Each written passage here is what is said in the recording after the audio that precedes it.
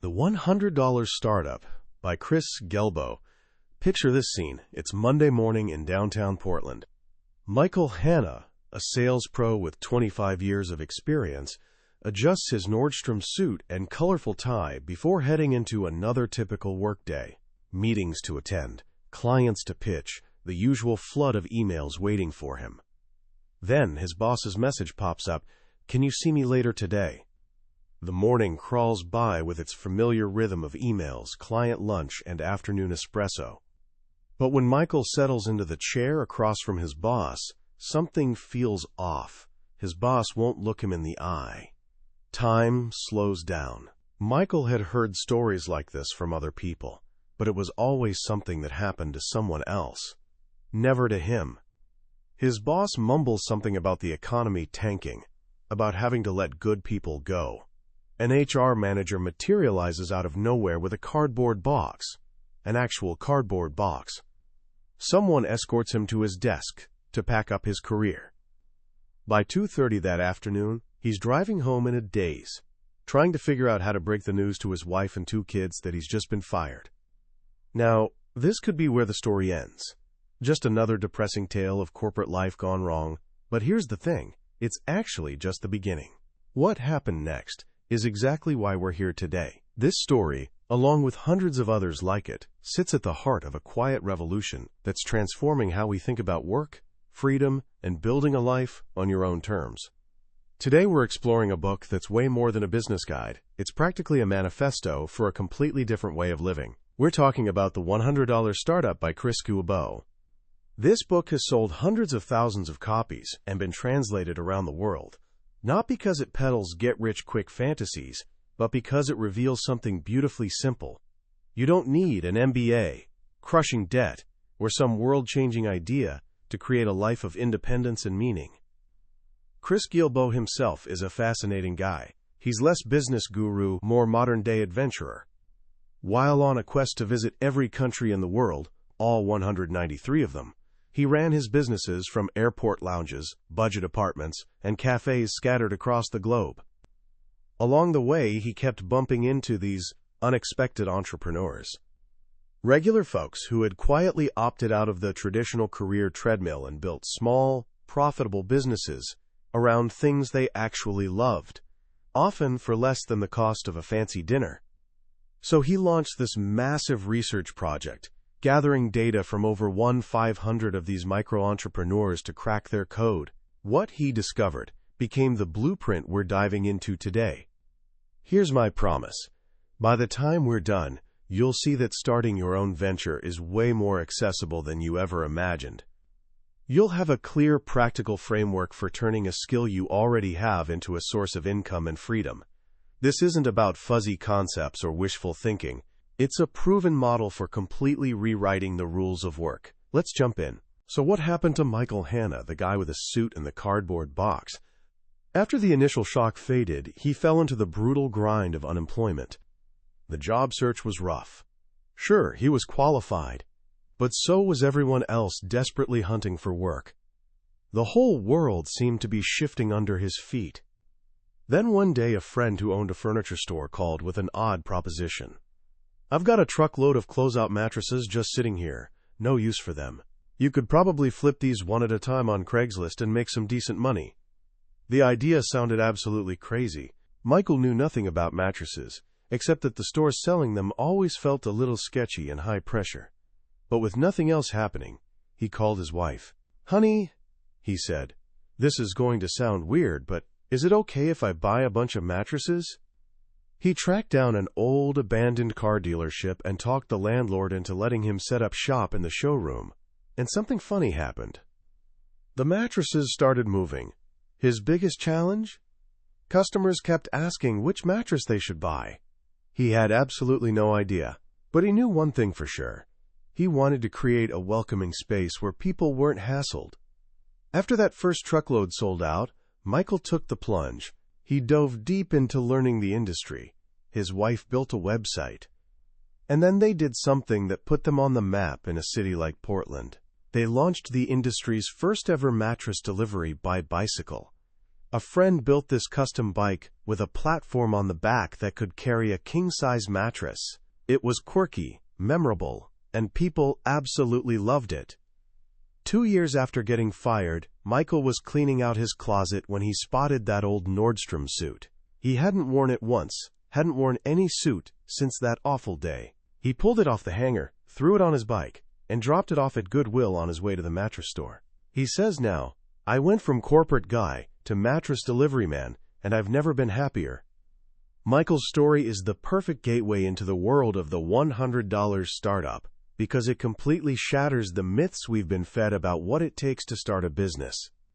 He didn't write some 80-page business plan. He didn't go begging banks for a loan. He started with a simple opportunity and less than $1,000.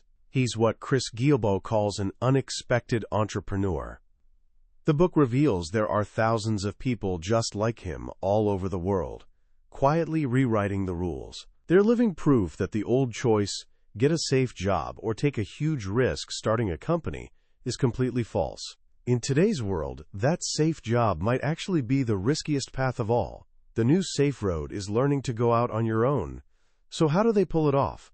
The entire book boils down to 2 core principles: freedom and value. Freedom is what we're all chasing, the ability to control your own time, work on projects you actually care about, and build a life that's truly yours. Value is how you get there. This is the most crucial lesson, and we'll keep coming back to it. You don't get freedom by wishing for it. You get it by creating something useful for other people. As Chris puts it, value is created when a person makes something useful and shares it with the world. The people in this book didn't just get lucky. They succeeded because they found a way to create value. Often, this happens right at the intersection of something they love doing anyway: a passion, a hobby, a skill, and what other people are willing to pay for. Chris calls this the principle of convergence. Imagine 2 overlapping circles. One circle says your passion or skill. This is what you're good at, what you enjoy, what you could happily talk about for hours. The other circle says what other people care about. This is what the world needs, the problems people have, the desires they want fulfilled. Not everything you're passionate about is marketable. I might be passionate about eating pizza, but nobody's going to pay me to do it. But in that small, sweet spot where the circles overlap, where your passion meets a genuine need in the world, that's where a microbusiness can thrive. That's convergence. This single idea forms the foundation for everything else. You have to find the overlap between what you care about and what other people are willing to spend money on. This leads us to the second core idea, which is beautifully simple yet profound. Chris calls it, give them the fish. Here's a story to illustrate. Imagine you go to a nice restaurant on Friday night. The waiter mentions the special is a delicious salmon risotto. You order it. A few minutes later, the chef comes out to your table. "I understand you've ordered the risotto," she says. "Well, it's a bit tricky to make. Tell you what, wash up and meet me in the kitchen. I'll teach you how to do it." You'd be totally confused, right? You didn't go to the restaurant for a cooking class. You went there to relax and have someone take care of everything. You went there to eat the fish, not to learn how to fish. The old saying, give a man a fish, he eats for a day. Teach a man to fish, he eats for a lifetime, might be solid advice for charity, but it's usually terrible advice for business. Most customers don't want to learn how to fish. They have their own jobs, their own problems. They just want the fish. They want the solution, the end result, the feeling of relief or happiness your product provides. This is the mistake so many aspiring entrepreneurs make. They get excited about the process, the details, all the how-to stuff. They want to bring the customer into the kitchen with them. But the customer just wants dinner. So what are you really selling? The book overflows with examples of people who got this instinctively. Take John and Barbara Varian, who run the V6 Ranch in a tiny California town with a population of 18. They could say they sell horseback rides. That's the feature. That's just describing what it is. But when asked what they sell, Barbara says something way more powerful. We're not selling horse rides. We're offering freedom. Our work helps our guests escape, even if just for a moment in time, and be someone they may have never even considered before. They're selling the benefit, the emotional experience. They're selling the chance to become a cowboy for a weekend. Who wouldn't pay for that? This is the difference between a feature and a benefit. A feature is what your product is. A benefit is what it does for the customer on an emotional level. Jaden Hare, of the popular food blog Steamy Kitchen, isn't just offering recipes. She's helping families spend quality time together making delicious food. Megan Hunt, who makes custom wedding dresses in Omaha, isn't just selling fabric and thread. She's helping brides feel special and create memories of a perfect day. Purna Dugirala, a guy in India who makes over $200,000 a year from a website about Microsoft Excel, isn't selling spreadsheet tutorials. He says his training programs make customers a hero in front of their bosses or colleagues. See the pattern? All these successful businesses focus on the emotional needs of their customers. They understand that what people really want is more love, more money, more acceptance, more free time. And they want less stress, less hassle, less uncertainty. If your business can give people more of what they want and less of what they don't, you're on the right track. You're giving them the fish. This brings us to one of the most common pieces of advice given to young people: follow your passion. The book has a really interesting take on this. Chapter 3 is titled Follow Your Passion, Maybe. That maybe is crucial. Chris argues that passion is a powerful starting point, but it's not enough on its own.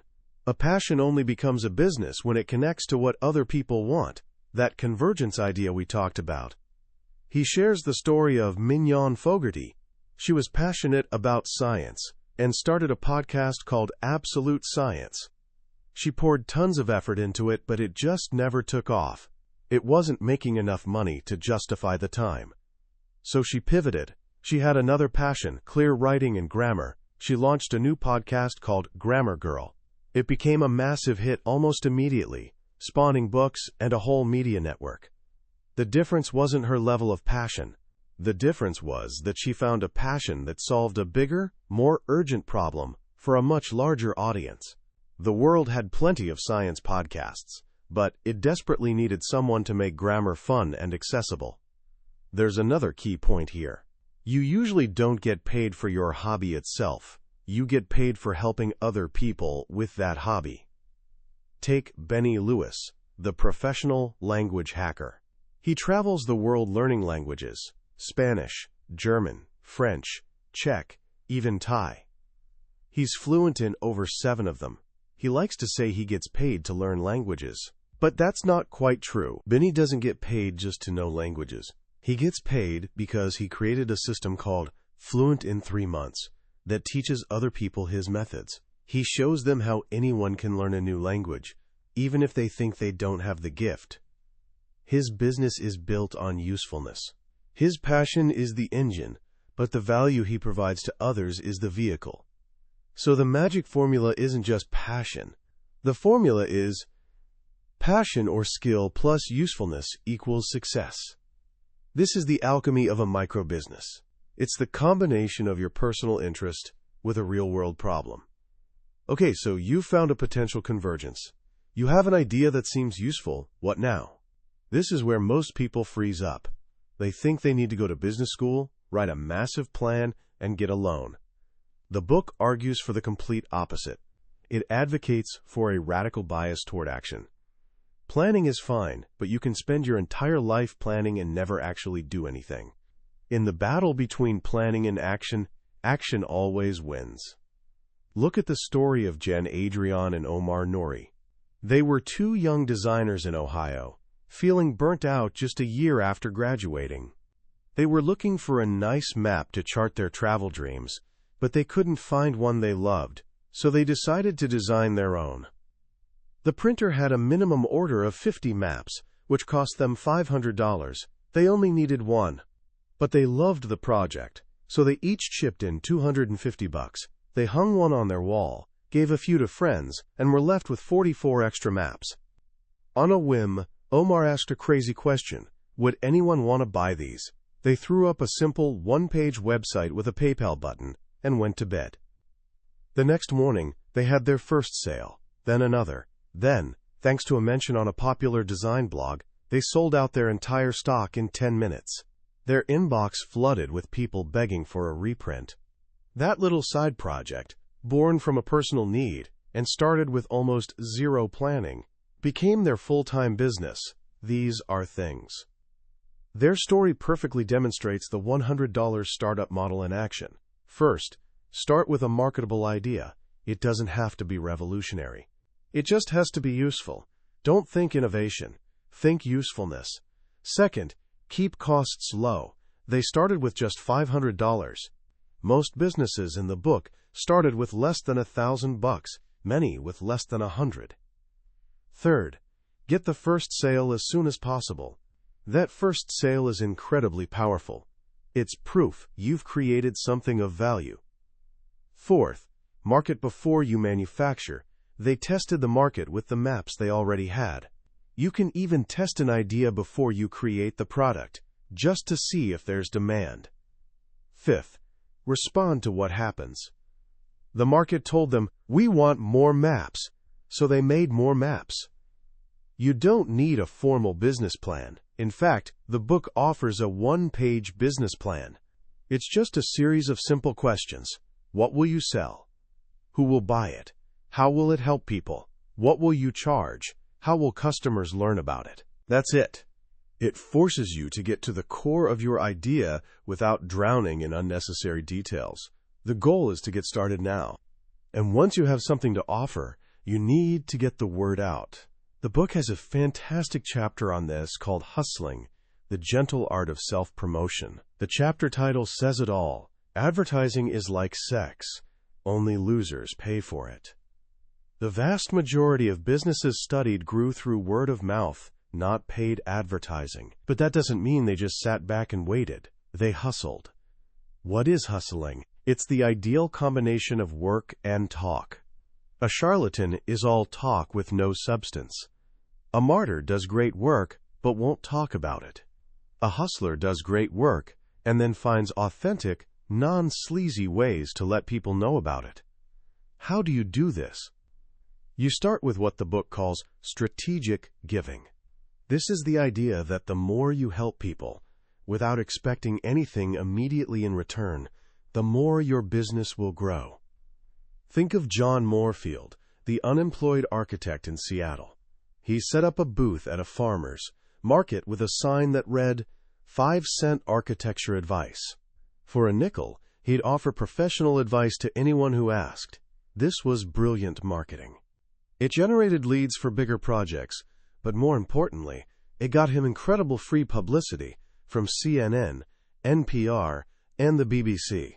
He was being genuinely helpful, and the world noticed. Or Megan Hunt, the dressmaker. Her marketing plan is to contact influential bloggers and create a custom dress for them, for free. This always brings in a flood of new customers. She also does little things, like upgrading a customer's shipping to overnight for free, or including a handwritten note and her favorite book with an order. She's building relationships, not just making transactions. This brings up a key insight. Hustling is about building relationships. It's a long-term strategy, not a quick tactic. When you're first starting, make a list of 50 people you know, friends, old colleagues, family. Send each of them a personal note, telling them about your new project, and asking for their help in spreading the word. You're not selling to them. You're inviting them to be part of your journey.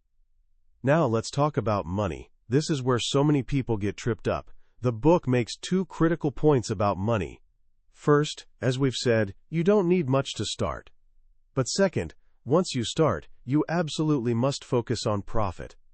Naomi Dunford, founder of a marketing consultancy called IttyBiz, puts it bluntly. Remember that the goal of business is profit. It's not being liked, or having a huge social media presence, or having amazing products that nobody buys. A business without money is just a hobby. So how do you make more of it? The book outlines 3 powerful principles for increasing profitability. Principle 1. Price your product based on the benefit it provides, not the cost to produce it. This goes back to the idea of value. How much is that cowboy experience at the V6 ranch worth? Way more than the cost of feeding a horse. Gary Leff, the travel consultant, charges a flat fee of $250 to book complex award ticket vacations. Sometimes it takes him 2 hours, sometimes 10 minutes. But his customers don't care about his time. They care about the $5,000 first-class trip he just got them for free using their miles. The value is huge, so the price feels like a bargain. Don't compete on price. Compete on value. Principle 2. Offer a limited range of prices. Never offer just one price. Why? Because when you offer one price, the customer's question is, should I buy this or not? But when you offer 3 price points, say a budget version, a standard version, and a premium version, the question changes. It becomes, which one should I buy? This is the Apple model. You can get the entry-level iPhone, the mid-tier, or the Pro Max. Some people will always buy the most expensive option. Most will choose the middle, but by offering a choice, you dramatically increase your average sale price. Principle 3. Get paid more than once for the same thing. This is the magic of recurring revenue. Subscriptions, memberships, continuity programs. Think of Netflix. You don't just buy one movie. You pay every month for access. This creates reliable, predictable income. Almost any business can create a recurring revenue stream. There are Pickle of the Month clubs, Dog Treat of the Month clubs, Cupcake of the Month clubs. Brandon Pierce, the piano teacher, didn't just sell software. He created a subscription service, Music Teacher's Helper, that brings in over $30,000 a month because thousands of teachers pay him a small fee every single month. This model is incredibly powerful for building a stable, long-term business. As a business grows, every owner faces a choice. Where do we go from here? Do you stay small and nimble, or do you scale up? The book calls this going long, and it makes it clear there's no right answer.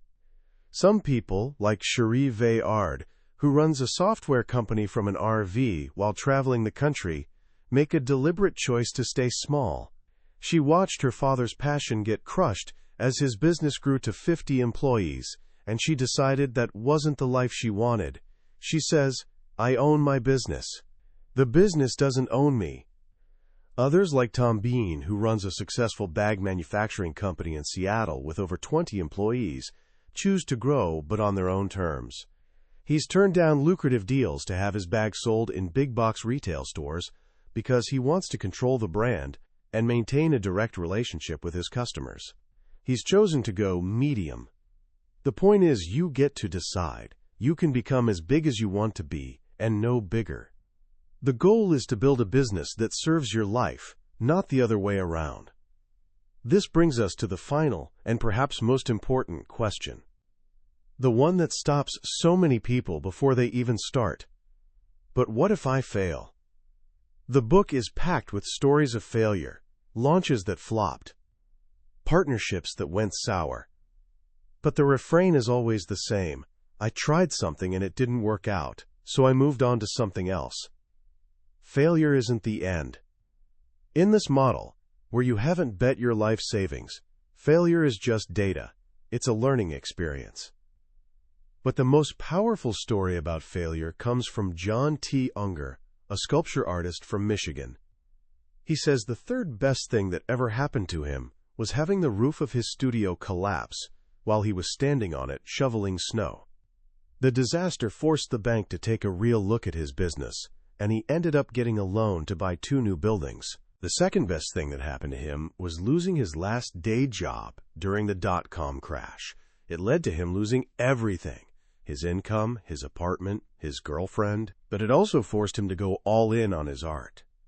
And the best thing that ever happened to him? A terrifying late-night encounter, where a crazed cab driver held a gun to his head for 10 minutes.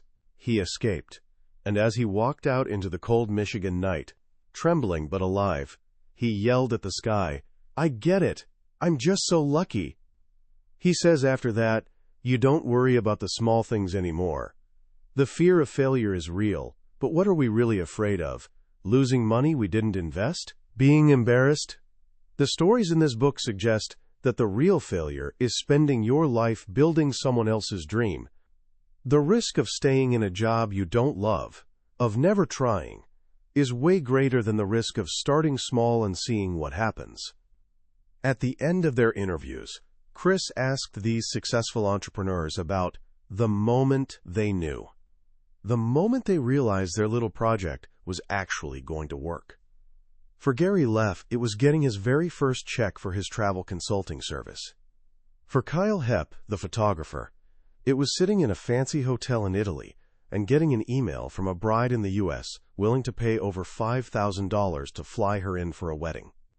She realized, if one person is willing to do this, there are probably more. These moments aren't about the money. They're moments of validation. They're proof that you've created value, that you've helped someone, that you're on the right path. And that's the journey the $100 startup invites us on. It's a journey that starts not with some grand vision, but with a small step, with a single question: how can I be useful to someone else today? You start there. You take action. You learn as you go. And you build, brick by brick, a life of freedom and purpose. When you distill the $100 startup down to its essence, it's not really a book about business. It's a book about empowerment. Its most profound message isn't about profit margins or marketing tactics. It's the radical idea that you already have everything you need to begin. The skills you've picked up over the years, the hobbies you pour your heart into, the little problems you've figured out how to solve for yourself, these aren't just trivial parts of your life. They're the raw materials for your own independence. The book serves as a powerful permission slip. It gives you permission to stop waiting. To stop thinking you need more education, more capital, more experience, or someone else's approval. What I find so compelling is how it reframes our entire concept of risk. We've been raised to believe the safe path is to get a good education, find a stable job, and climb the corporate ladder. But as we saw with Michael Hanna's story at the very beginning, that stability can vanish in an instant. The book argues that true security doesn't come from a paycheck signed by someone else. It comes from your ability to create value for other people. Once you learn that skill, you're never without options. You're in control of your own economy. That's a fundamentally different and way more resilient approach to your career and your life. The other beautiful lesson here is the deep connection between generosity and success. The most effective marketing strategy outlined in the book isn't about clever ads or slick persuasion. It's strategic giving. It's about being genuinely, relentlessly helpful. When you make your business about helping others, the book shows, you'll never be short of work. This flips the selfish caricature of the entrepreneur on its head. It suggests that the most successful businesses are actually the most generous ones. They win by creating real value and building trust, not by trying to extract as much money as possible. So how can you start applying these ideas right now, today? Here are a few simple actions. First, grab a piece of paper and make 2 columns. In the first column, write down 3 things you're good at or passionate about. It could be anything: organizing closets, playing guitar, baking sourdough bread, understanding history. In the second column, for each of those things, write down a problem it could solve for someone else. Does your organizational skill help a busy parent feel less stressed? Does your guitar playing help someone celebrate a special occasion? This is the first step toward finding that all-important convergence. Second, try writing a 140-character mission statement for a hypothetical business based on one of those ideas. The formula is simple. I help customers do or achieve primary benefit. For example, I help busy professionals feel proud of their homes by creating simple, beautiful, organizational systems. This little exercise forces you to think in terms of benefits, not just features. And finally, do something small to test one of your ideas. You don't need to build a website. Just talk to 3 people who you think might be your target customers. Ask them about the problem you think you can solve. Don't pitch them anything. Just listen. See if the problem is real. This is the beginning of market research. It costs nothing, and it's the first step on the path of action. That was a summary of The $100 Startup by Chris Guillebeau. We've explored the main highways of this incredible book today, but I have to be honest with you. A summary is like looking at a travel brochure. The real adventure begins when you pack your own bags and take the trip yourself. The true power of this book isn't just in the concepts. It's in the dozens of specific, inspiring stories that make you believe, deep down, that this is possible for you. This summary is your map, but if anything we've talked about today has sparked a fire in you, I urge you to get a copy. Reading it isn't just about learning. It's an experience that can fundamentally change how you see your own potential and your place in the world. The link to the book is in the description below. Also, if you found this journey valuable, please take a moment to click that like button and subscribe to the channel. It lets me know we're on the right track, and it ensures you won't miss our next exploration into another life-changing book from the billionaire's bookshelf. Let's keep growing together.